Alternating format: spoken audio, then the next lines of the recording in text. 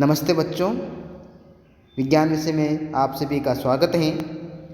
आज हम new chapter की चर्चा करेंगे, नए लेसन के बारे में पढ़ने वाले हैं। मैं आशा करता हूं कि आप सभी लेसन को ध्यानपूर्वक सुनेंगे, समझेंगे और पढ़ेंगे।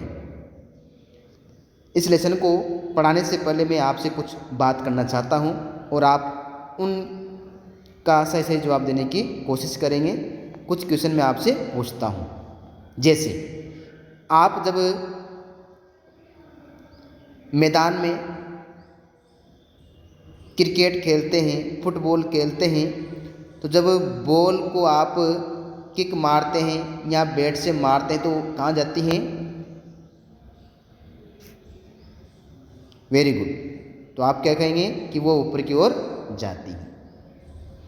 उसी प्रकार से जब आप किसी वस्तु को ऊपर की ओर फेंकते हैं तो वह वापस कहाँ पर आती हैं? तो आप कहेंगे वह ऊपर से वापस नीचे की ओर आती है। आप कभी झरने या नदी को बहता हुआ देखा होगा, तो आप क्या देखते हैं कि वह एक दिशा में गति करती रहती है और आगे चलता रहता है, आगे बढ़ती रहती है। तो आज हम ये आगे क्यों चलती हैं, ऊपर क्यों जाती हैं, नीचे क्यों जाती हैं, इन सभी बिंदुओं की यहाँ पर चर्चा करने वाले हैं, जिसे ही क्या कहते हैं? गुरुत्वाकर्षण कहते हैं। तो कोई भी वस्तु जो है वो नीचे की ओर पृथ्वी की ओर आती है, तो पृथ्वी पर जो लगने वाला बल है वह गुरुत्वाकर्षण बल कहलाता है। तो इस लेसन में हम गुरुत्वाकर्षण बल, गुरुत्वाकर्षण सार्वत्रिक नियतांक के बारे में, गुरुत्वीय त्वरण के बारे में, गुरुत्वीय त्वरण के द्वारा जो प्रभाव उत्पन्न होते हैं उसके बारे में, द्रव्यमान और चाल के बारे में चर्चा करने वाले हैं। तो आइए बच्चों, हम इसको समझते हैं।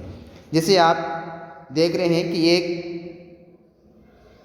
बच्चा जो है मैदान में है, उसके हाथ पर बॉल है, उस बॉल को वो ऊपर की ओर फेंकता है तो फिर वापस कहाँ आती है? वो नीचे की ओर। तो जैसे ही नीचे एक प्रकार से ऊपर को बल लगाया जाता है तो वह पुनः एक प्रकार से कहाँ आ जाती हैं? नीचे की ओर आती हैं। तो ये बल जो है आपने अपने हाथों के द्वारा लगाया है। उसी प्रकार से जब पेड़ से कोई फल पककर नीचे की ओर गिरते हैं या नीचे की ओर आते हैं, ऐसा क्यों होता है? उसी प्रकार से आप कभी बरसात के मौसम में झरने को देखा होगा तो नीचे की ओर ही बहते हैं। इन तीनों चित्रों से आप क्या समझते हैं कि वास्तव में ये जो है क्या है? यही गुरुत्वाकर्षण बल है जो नीचे की ओर आकर्षित करते हैं, ग्रेविटेशनल फोर्स कहलाता है। सर आइजैक न्यूटन नामक वैज्ञानिक ने इस गुरुत्वाकर्षण बल के बारे में बताया। पृथ्वी जो है सभी वस्तुओं को अपनी ओर आकर्षित करते हैं और इस कारण इसमें कौन सा बल उत्पन्न होता है? आकर्षण बल उत्पन्न होता है कि ये पृथ्वी के द्वारा लगाया गया बल है जो प्रत्येक वस्तु को अपनी ओर ही आकर्षित करती है। जैसे आप यहाँ पर देख रहे हैं, ये बालक बॉल को फेंकता है तो ऊपर की ओर, तो ये ऊपर की ओर क्यों नहीं जाती, लेकिन वापस कहाँ पर आ जाती है? नीचे की ओर हो जाती है। ऐसा क्यों हुआ है? आइए हम इसको समझते हैं। जैसे आपने पृथ्वी, सूर्य और चंद्रमा को देखा होगा, तो पृथ्वी सूर्य के चारों ओर चक्कर लगाती रहती है, चंद्रमा पृथ्वी के चक्कर लगाता रहता है। तो ये चक्कर क्यों लगाते हैं, किसके कारण लगाते हैं? तो यहाँ पर जो ये बल है उस बल के कारण ही ये एक दूसरे पर यहाँ पर ये बल या फोर्स लगाते रहते हैं और ये एक स्थिति में यहाँ पर बने रहते हैं।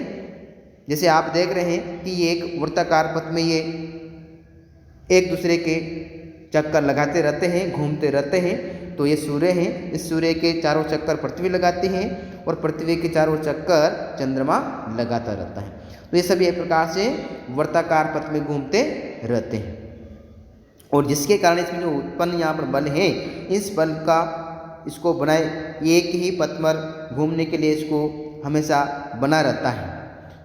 अगर इनका बल इसमें से हटा दिया जाए तो ये अपनी स्थिति में नहीं रह सकते। इसमें जो बल लगता है उसे ही क्या कहते हैं? अभिकेंद्री बल कहते हैं। इस अभिकेंद्री बल के कारण ही इस पर जो है यहाँ पर ये कार्य करती है। जैसे आप इसमें देख सकते हैं, अपने हाथ पर कोई वस्तु है और उसको आप एक वर्ताकार पथ में घुमाते हैं तो उसकी दिशा भी परिवर्तित होती रहती है और एक निश्चित बिंदु के द्वारा ये चारों ओर घूमती हुई रहती हैं। जैसे ये दिशा में होगा, इसकी दिशा, ये दिशा, तो जिसको वर्ताकार पथ में घुमाते हैं तो इसका हमेशा हर बार जो है इसकी दिशा परिवर्तित होती रहती है। और इसमें एक जो बल इस पर केंद्र की ओर लगता है, इस बल को ही क्या कहते हैं, अभिकेंद्री बल कहते हैं, साइंटिफिक फोर्स कहा जाता है। तो हम कह सकते हैं कि जब वर्ताकार पथ में कोई वस्तु को घुमाते हैं तो उस पर जो बल लगेगा वही क्या कहलाएगा, अभिकेंद्री बल कहलाता है। और इसको एक सूत्र के माध्यम से इसको निरूपित कर सकते हैं, F=m×a। जिस वस्तु का द्रव्यमान ज़्यादा होता है उसके ऊपर भी अभिकेंद्र बल ज़्यादा लगता है। जितना ज़्यादा किसी वस्तु के ऊपर अभिकेंद्र बल लगता है वह वस्तु उतनी ही तीव्रता से गति करती रहती है। जिसे आप देख सकते हैं चित्र के माध्यम से चित्र समझ सकते हैं। और द्रव्यमान जिसका ज़्यादा रहेगा यहाँ पर ये एक प्रकार से पथ पर चक्कर लगाती हुई रहती हैं और तीव्र गति से ये जो इस पर चक्कर लगाती हैं। और इसमें जो एक केंद्र की ओर यहाँ पर ये जो है बल उत्पन्न हो रहा है, इसलिए इसको अभिकेंद्री बल कहते हैं। अभिकेंद्र बल का परिमाण वस्तु की चाल, द्रव्यमान और उसकी वृत्त की त्रिज्या की इसके चारों ओर वो घूम रही हैं पर निर्भर करता है। तो हमने यहाँ पर जो गुरुत्वाकर्षण बल है इसके बारे में समझा है। F=mv²/r। आप इस सूत्र में देख सकते हैं यहाँ पर जो है ये इसमें F का मान क्या है, V क्या है और R क्या है। जैसे आप कह सकते हैं, समझ भी सकते हैं, M का मतलब यहाँ पर द्रव्यमान है, V का अर्थ यहाँ पर वेग है और R का मतलब यहाँ पर वृत्त की त्रिज्या है। और ये जो यहाँ पर बल उत्पन्न होगा यही फोर्स इसमें लगता है और इसी को हम यहाँ पर गुरुत्वाकर्षण बल कहते हैं। तो ये सूर्य, पृथ्वी और चंद्रमा पर जो ये गति करते रहते हैं तो यही बल कौन सा कहलाएगा, अभिकेंद्री बल। इसमें ये बल ही एक दूसरे के में से समाहित रहता है और इसी के कारण ये जो है वस्तुएं गतिशील रहती हैं, गति करती रहती हैं और अपने एक निश्चित परिपथ में ये परिभ्रमण चक्र लगाती रहती हैं। अगले वीडियो में हम बात करेंगे यहाँ पर गुरुत्वाकर्षण सार्वत्रिक नियतांक यानी नियम की। सभी को धन्यवाद।